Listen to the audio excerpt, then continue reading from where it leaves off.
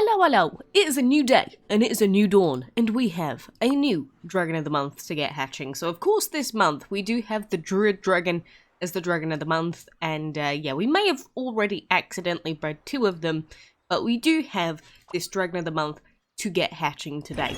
So of course, Druid is a legendary plant and wind dragon, so I guess you could say a worse version of Hermes, but he's cute, and I guess he's also a monthly version of the Pixie Dragon as well, but I love this dragon's design in his adult form. So Druid Dragons are deeply tied to the natural world and act as an extension of the power of nature. As such, be careful to avoid tromping on the flowers, the presence of a Druid Dragon. Tromping. That's a funny word. I do like tromping. Take that out of context, please. But anyway, he is Dragon number 1 as part of the Adventurers of Winter collection, so when we get the final 2, that does mean that we will finish off the entire yearly collection and unlock whatever dragon that is going to be, which I don't actually know at this point. But of course we've also got a lot of DCP for unlocking a legendary, but little Druid here is a very cute boy. We will also be hatching another new dragon today, which is quite cool. I thought I wasn't going to get it, but eventually it did pay off with the double egg relic. And I do have to stress that even though Druid does have quite a high breeding chance, as in very high this month, double egg relics are still really good, because in case they do happen to come up in that second egg slot, you get the choice and it takes off one of the possibilities, and overall it's just a pretty good relic to use. But this is the fabtabulous, regal-looking Druid Dragon. Again, he's just covered in bangles and little pieces of jewellery. I love it. I love it. I really do. And, all things considered, even though legendaries I normally don't suggest for people to put on their teams because, you know, we've got ancients and things running around, if you decided that you wanted to use one legendary just because you were going to have, like, an ancient, a divine, and a legend, don't actually think Druid is that bad. Mainly because, you know, wind can be useful for lowering attack, and plant can be useful for the DOT against, you know, evasion users. It might actually be a dragon that some people decide to use. And we will take him for a quick battle in a second, but first of all, we will hatch our other dragon today as well. So this wonderful little blue boy is the Loyal Dragon, and it has come around a couple of times, but I never managed to get it before. But now, we finally have him. So as the name implies, the Loyal Dragon will never leave your side, even in a pinch. Incidentally, this trainer hopes the Loyal Dragon will let him sleep without scratching at the door tonight. I mean, kind of difficult to do that with the sort of claws that the Loyal Dragon has. I imagine it to be more of like a, I don't know, I guess sort of a cat thing, but I guess that works as well. So that is dragon number 568 as part of our Codex collection. Again, we've collected other dragons on other platforms and things before, but, you know, we're getting closer and closer to 600, which, I don't think we really get anything for 600, but, at least we could say we've got 600. I think there's a badge for it, but apart from that, you know, who uses the badges in this game and actually takes them seriously? If we could have an entire, like, profile collection of badges, which is what I said right from the beginning, that would be cool. But if people can only see one of your badges, it's like, well, which one do I pick? The 5-year badge? The other special badge? This badge? I just want to show off all the badges. It doesn't make sense if I can't show off all the badges all the time. No, I've been waiting for that update for a long time, but... Anyway, Loyal here. Very pretty looking dragon. I love the colour scheme with the purples and blues. And sort of a dragony looking dragon, which I can appreciate as well. So that is that. We're going to be waiting another 1 day until we get our second Druid Dragon. And like I said, we're going to take these bad boys into a quick fight in a second. But very quickly before that, I do want to point out that we did get an upcoming event schedule. So we are going to have Bottomless Dungeon with Holly in it. The Sigil campaign's actually not starting on the 7th, so I think they said that it's the 14th, so don't listen to that. But we will have a boss challenge next week with the Gentle Dragon in it. Apart from that, I don't think too much is happening. It's going to be the downtime from the Ancient event, since the Ancient event is finishing in 2 days' time. So that is going to be what is going on. So anyway, let's try and find a quick fight where we can take a look at Mr. Druid in the flesh. In his wonderful, well, I say flesh, in his wonderful leaves? I don't know. I don't know how I'd say that. But let's swap out these extremely over-leveled dragons for this fight. So there's Druid. Actually, what element was loyal? I don't remember. Why has there never been a search feature in here? I just realised. Why is there never a search feature in there? So depressing. So very depressing. Actually, do we have... Oh, you're level 30. Let's not use you today. Yeah, let's take in Olaf. So, of course, these dragons are going to be really underpowered because we don't have their level 6 abilities unlocked. They don't have sigils at the moment. Because the main reason that I always say that even though a person can use like commons and rares and things if they really want to, now with sigils, it's just commons are so bad now because of sigils, and especially now because of sigils getting an attack bonus. It's going to be even harder to justify people not using legendaries. Or at the very, very minimum, if you're still trying to power level through the map, at least using epics. Because, you know, epics have 3 elements, which has always been the major upside to using them. And at the same time, the difference between a rare sigil and an epic sigil is huge. So, I mean, when we looked at that table, the difference between some of the sigils at rare was like plus 100% attack, but then at epic it was plus 230. So that is more than double the percentage. So, you know, you have to take these things into account when you're making a team. And I know that some people don't like being told, you know, you should really use legendaries or above. But it's just sort of how the game has grown at this point.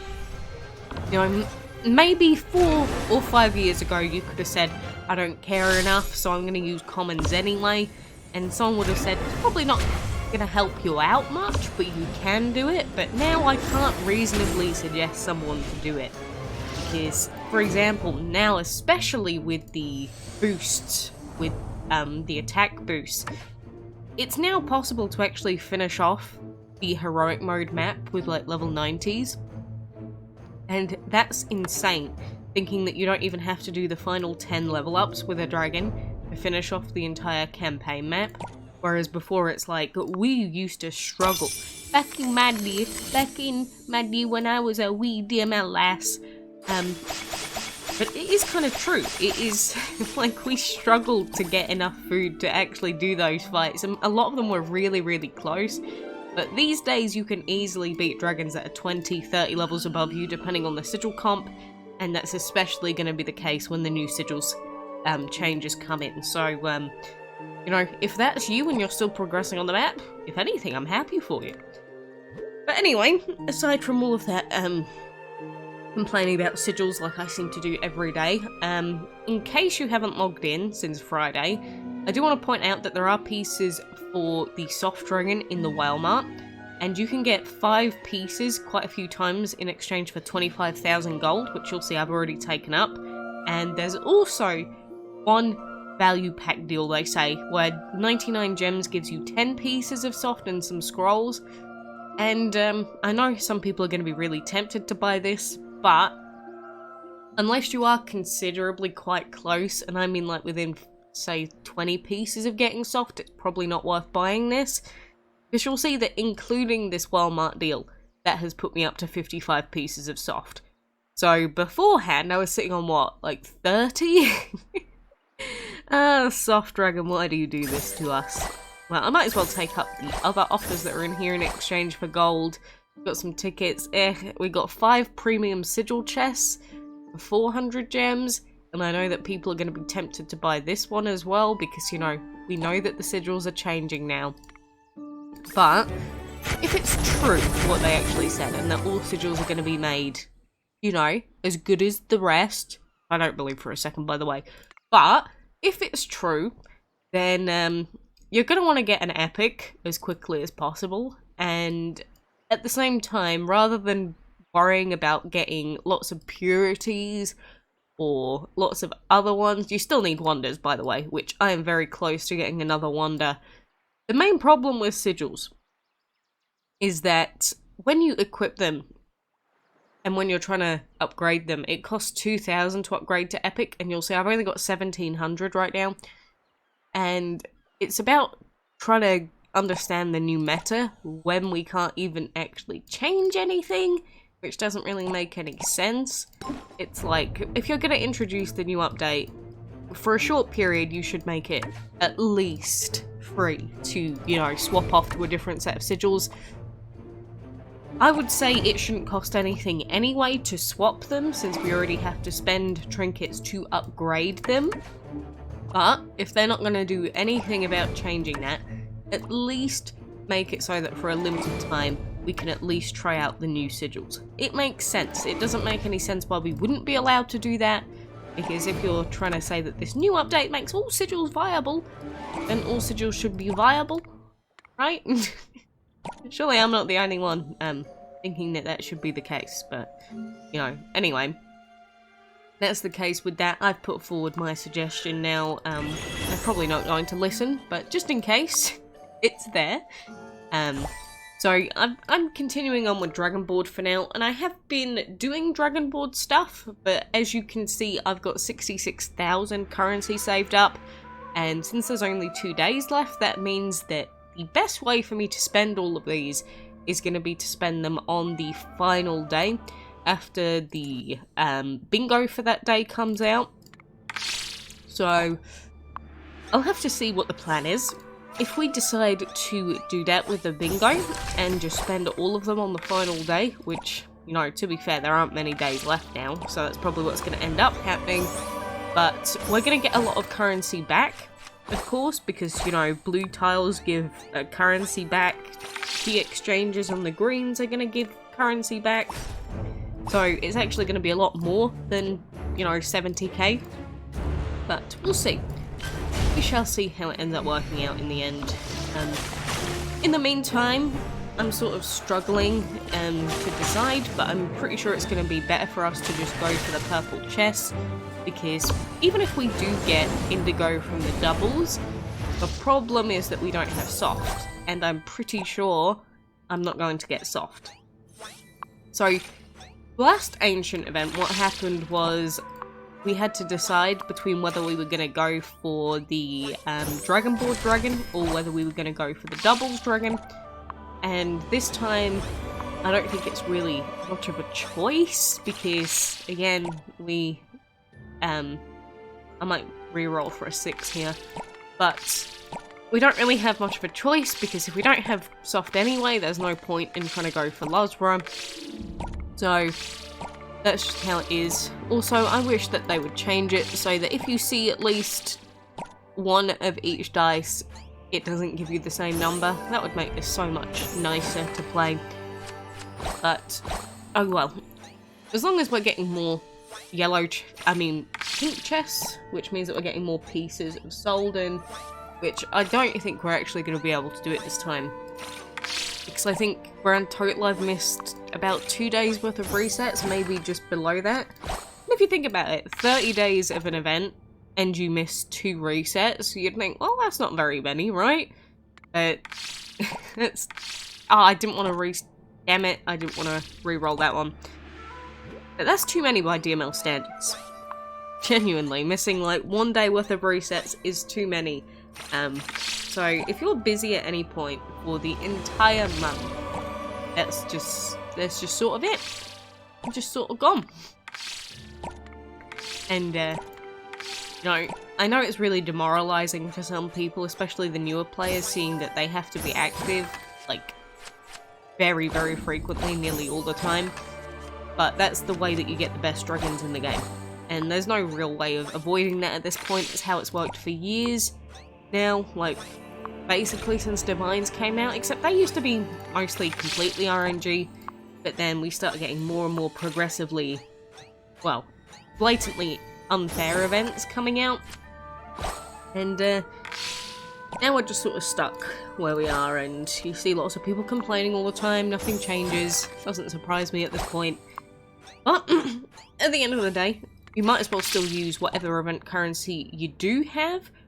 I've already hit 6. Ooh. You know what, screw it. Even though normally I would re-roll to hit the number, I'm just going to take that because we do get a bonus purple without having to re-roll. I'll do another lap if I need to. But yeah, in general, if you do already have event currency, you might as well spend it. There's no reason not to spend it. It's like, some people have chosen not to spend, which is completely understandable because of the drop rates. But if you've got the currency to spend, just use it. If you've got a few tickets spare, use it.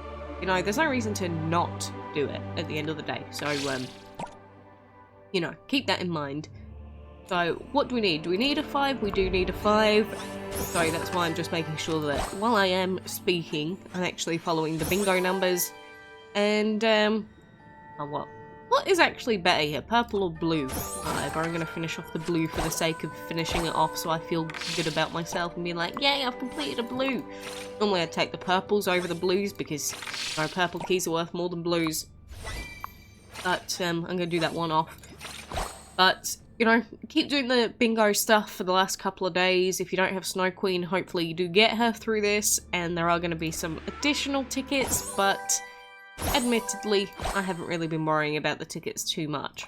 I will also add that we are very close to just Toucan now.